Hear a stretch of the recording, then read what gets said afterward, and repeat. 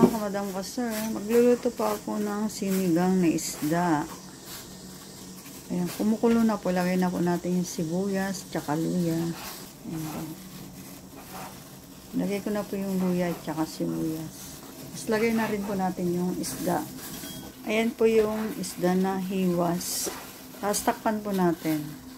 Kapag luto na isda, sunod na rin po natin yung gulay at pangpaasim na kalamansi.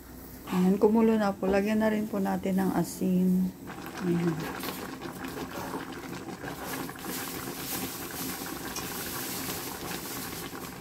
Tapos paminta. Lagyan na rin paminta. Tapos lagyan po natin ng siling maanghang para masarap.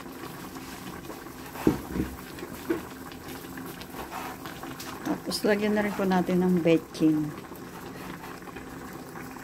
Ayan, habang kumukulo, takpan lang po natin saglit. Tapos lagyan na rin po natin yung gulay.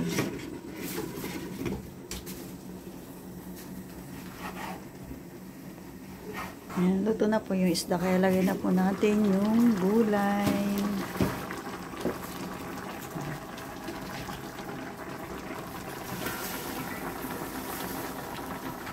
Talbos po lang ng kamote yung gulay, tsaka sili. Lagyan na rin po natin yung siling panigang. Tapos takpan po natin ulit. Ito na po yung gulay. Lagay na po natin yung panigang na kalamansi.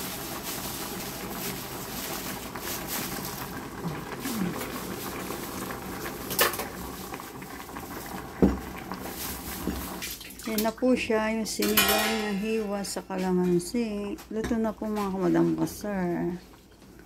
Kain na po tayo. Thank you for watching.